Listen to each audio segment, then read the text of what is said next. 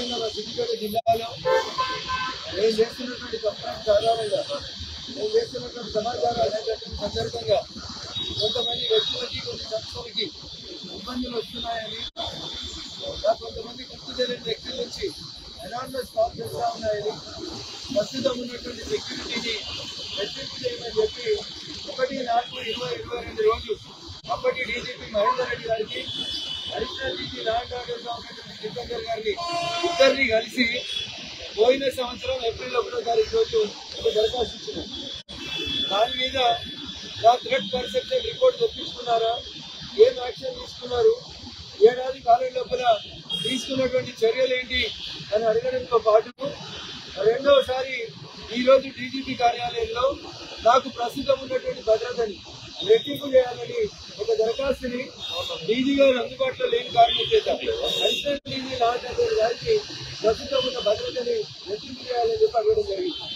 ఎందుకంటే నేను గతంలో జరిగినటువంటి ఒక జూబ్లీహిల్స్ రేప్ కేసులో కొంతమంది ప్రముఖులకు సంబంధించినటువంటి ముద్దాయిల విషయంలో కానివ్వండి, లేదా చివరికి ఇటీవల కాలంలో కొంతమంది మంత్రుల మీద చేస్తున్నటువంటి సాక్ష్యాలు ఆధారాలు కానివ్వండి, నిన్న ఓవరాల్ టోల్ గేట్ లోపల H1 గా నిలిచినటువంటి ఐఆర్బి ఇన్ఫ్రాస్ట్రక్చర్ అండ్ డెవలపర్స్ అనేటువంటి కంపెనీ యొక్క నేర చరిత్ర గతంలో ముంబై పూణే ఎక్స్ప్రెస్ హైవే మీద నాలాగనే ఐఆర్బి ఇన్ఫ్రాస్ట్రక్చర్ అండ్ డెవలపర్స్ అనే కంపెనీకి వ్యతిరేకంగా పోరాడినటువంటి సతీష్ అనేటువంటి వ్యక్తిని బ్రూటల్ గా సంస్థ మర్డర్ చేయిస్తే దాని మీద సిబిఐ విచారణ ప్రస్తుతం జరుగుతున్నటువంటి విషయాలంతా కూడా law and order additional DG గారి దృష్టికి తీసుకొనొచ్చు. నాకున్నటువంటి థ్రెట్ పర్సెప్షన్ విషయంలో పోయిన ఏడాది ఏప్రిల్లో ఇచ్చినటువంటి దరఖాస్తు మీద ఈ రోజు దాకా తీసుకున్నటువంటి చర్య మీద నేను వారిని వివరణ అడగడం జరిగింది. మౌనమే దానికి పోలీస్ అధికారుల నుంచి సమాధానం రావడం జరిగింది. రెండవసారి ఈ రోజు మళ్ళీ నాకున్నటువంటి థ్రెట్ పర్సెప్షన్ ని రివ్యూ చేయమని, నాకున్నటువంటి భద్రతను పెంచమని చెప్పి మళ్ళీ ఒక దరఖాస్తుని Telangana director general of police కార్యాలయంలో ఈ రోజు అందజేయడం జరిగింది. అంతేకాకుండా తెలంగాణ రాష్ట్రం ఏర్పాటైనటువంటి జూన్ 2, 2014 నుంచి ఈ రోజు దాకా అంటే 31 మార్చ్ 2023 వరకు తెలంగాణ పోలీసులు కొనుగోలు చేసినటువంటి 2 వీలర్లు, 3 వీలర్లు, బస్సులు, ఇన్నోవాలు, ఫార్చునర్లు, ఈ వాహనాలకు సంబంధించినటువంటి కొనుగోలు, యాక్సెసరీస్, దానికి సంబంధించినటువంటి ఇతర లావాదేవీలకు సంబంధించిన ఇన్వాయిస్లు, మోడ్ ఆఫ్ పేమెంట్లకు సంబంధించి సమాచారం అభ్యర్థించిన ఒక దరఖాస్తు ఇవ్వడం జరిగింది.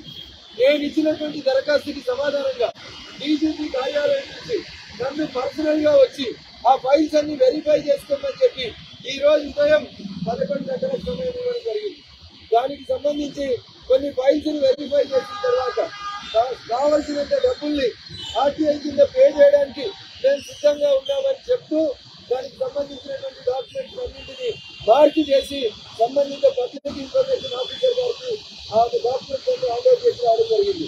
2 లేదా 3 రోజులలో మేము అడిగిన సమాచారం మొత్తాన్ని మాకు అందజేస్తామని డీజీపీ కార్యాలయం తెలియజేసింది. 1 నా వ్యక్తిగత భద్రత, 2 నేను అడిగినటువంటి సమాచారం. ఈ రెండింటికి సంబంధించి ఈ రోజు తెలంగాణ డీజీపీ కార్యాలయానికి రావడం జరిగింది. ఈ రెండింటి విషయంలో సాధ్యమైనంత తొందరగా నిర్ణయం తీసుకోవాలని, నా భద్రతని పెంచాలని నేను మరొకసారి తెలంగాణ ప్రభుత్వానికి తెలియజేస్తాను. అయితే అనిల్ కుమార్ త్వరలో ఒక ప్రెస్ మీట్ కూడా పెట్టబోతున్నారు వచ్చింది. మీరు చేసినటువంటి ఆరోపణల మీద ఇంకా ఆరోపణలు కట్టుబడి ఉన్నారా? క్లారిఫికేషన్ కావాలని అడుగుతున్నారా ప్రభుత్వం నుంచి? క్లారిఫికేషన్ కావాలని నిన్న చాలా స్పష్టంగా అడిగినాము. మున్సిపల్ అడ్మినిస్ట్రేషన్ మంత్రిని, సెక్రటరీ గారిని అడిగినాము. క్లారిఫికేషన్ ఇస్తే సంతోషము, రాతపూర్వకంగా ఇచ్చినా, మీడియా పక్షం ఇచ్చినా మేము వెల్కమ్. వారు అవకాశం ఇస్తే మేమే వస్తాం వారి దగ్గరికి. ఈ రోజు వరకు వెయిట్ చేస్తా ఉన్నా నేను కాల్ రావాలని, వస్తుందని సమాచారం ఇస్తారని ఆశపడుతున్నాం. ఇవ్వకపోతే ఇంకా దాన్ని ఫర్దర్గా ప్రోగ్రెస్ చేస్తాం. ఖచ్చితంగా మున్సిపల్ అడ్మినిస్ట్రేషన్ దాంట్లో తప్పు చేసిందని మేము అక్కడ అనుకుంటా ఉన్నాం. లేకపోతే మీకు చెప్తా ఉన్న మీడియా ముందు రాత్రి 12:30 దాకా రింగ్ రోడ్ టోల్ గేట్ పక్కన ఉన్నటువంటి హెచ్ఎండిఏ కార్యాలయంలో అధికారులన్నీ ఫైల్స్ పెట్టుకొని రాత్రి 12:30 దాకా పనిచేస్తుంది. మీరు ఇప్పుడు వయసు ఇప్పుడు ఒక్కరిలేరు ఆఫీసులో, రాత్రి పనిచేస్తున్నారు హెచ్ఎండిఏ అధికారులు, పొద్దున్నాక పనిచేస్తారు. My question is straight. April 1, 2023 నుంచి 30 ఏప్రిల్ 2023 దాకా టోల్ గేట్ మీద వచ్చిన ఆదాయాన్ని పెట్టుకుంటున్నారు. ఇంత మాట్లాడుతున్నాం. ఢిల్లీ పోయిందా, కాశ్మీర్ పోయిందా, ఏ హోటల్ ఉన్నాడు, ఏ ఫ్లైట్ లో పోయిండు, ఏ దారికి పోయిండు, ఆయన నోరిచ్చినాక నేను ప్రతిపాదించాను. అంటే వితౌట్ వీడియోగ్రాఫ్ తోటి రమ్మని ఆయన ఒక SMS ఇచ్చారు ప్రభుత్వం నుంచి. దాన్ని ఎట్లా చూస్తారు? Without no video cameraman please, only reporters and print media and electronic. BR Ambedkar Sachivalayam అని పేరు పెట్టాం.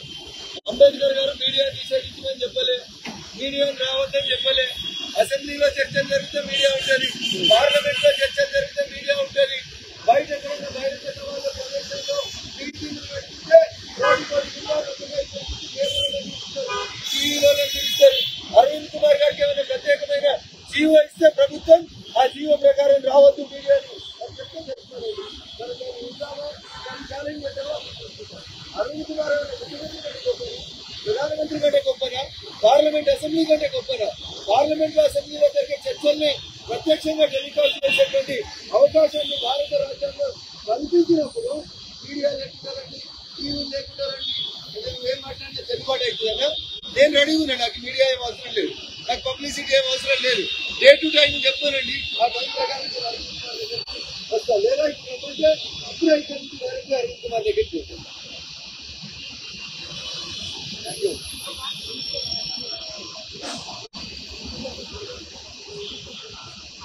తెలంగాణ 11,200 వాహనాలు కొనుగోలు చేసింది, 11,000 పైచిలకు వాహనాలు కొనుగోలు చేసింది తెలంగాణ పోలీస్ శాఖ. అసలు ఉమ్మడి ఆంధ్రప్రదేశ్ లో కూడా వెహికల్స్, తెలంగాణ వెహికల్స్ ఎవరి దగ్గర ఉన్నాయి? దాని మీద ప్రతి నెల పెడుతున్న ఖర్చు ఎంత? మరి ఇంత ఖర్చు పెడుతుంటే కూడా జూబ్లీ హిల్స్ లాంటి ప్లేసులలో రేపులు ఎట్లా అవుతున్నాయి, బంజారా హిల్స్ లాంటి ప్లేసులలో అనేక నేరాలు ఎట్లా జరుగుతూ ఉన్నాయి? దీనికి సంబంధించి కొన్న వాహనాలన్నీ పెడుతున్న ఖర్చు ఎంత, మన సీసీటీవీలన్నీ, మన కార్లన్నీ ప్రజలకు తెలవాలి కదా. దానికోసం సమాచారాన్ని చట్టం అడుగుతా ఉన్నాం.